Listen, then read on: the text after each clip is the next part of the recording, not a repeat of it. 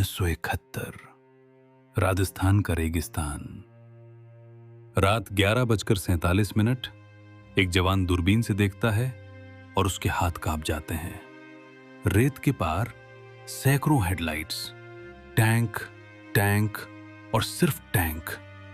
वो धीरे से कहता है, सर, हम घिर चुके हैं। लेकिन असली डर अभी बाकी था। सन्नाटा जो तूफान से पहले आता है। लोंगेवाला पोस्ट पर सिर्फ 120 भारतीय जवान तैनात थे। कमांडर थे कुलदीप सिंह चांदपुरी। उन्हें सूचना मिल चुकी थी, दुश्मन 2000 से ज्यादा है। रेडियो पर मैसेज आया, स्थिति असंभव है, पीछे हटने की अनुमति है।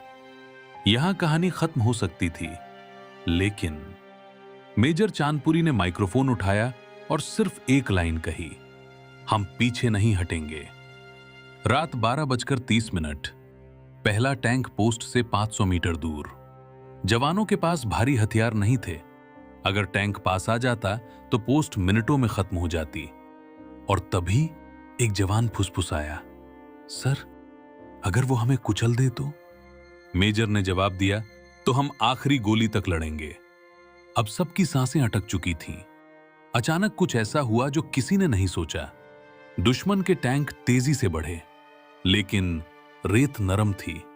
पहला टैंक धीमा पड़ा, दूसरा आधा धंस गया, तीसरा रुक गया। दुश्मन की गति टूट गई। मौत सिर्फ 100 मीटर दूर। रात के 3 बजे, गोला बारूद कम, रेडियो सिग्नल कमजोर। दुश्मन अब 100 मीटर दूर। अगर वो आगे बढ़ता तो हाथों हाथ लड़ाई होती। और यहीं आता है सबसे खतरनाक पल। रेडियो पूरी तरह चुप हो गया। अब मदद की कोई उम्मीद नहीं थी। सिर्फ 120 लोग, रेगिस्तान और हजारों दुश्मन।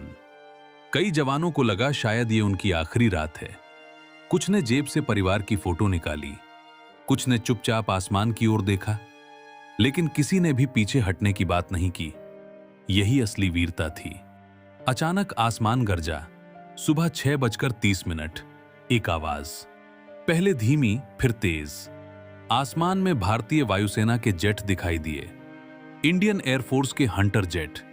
और फिर टैंकों पर हमला शुरू। धमाके, आग, धुआं। 30 से ज्यादा टैंक जल उठे। दुश्मन घबरा गया, उसे पीछे हटना पड़ा। लेकिन कहानी यहां खत्म नहीं होती। अगर उस रात मेजर चांदपुरी पीछे हट जाते तो दुश्मन जैसलमेर तक पहुंच सकता था। युद्ध का नक्शा बदल सकता था। उनकी वीरता के लिए उन्हें मिला परमवीर चक्र, लेकिन असली इनाम भारत की सुरक्षा।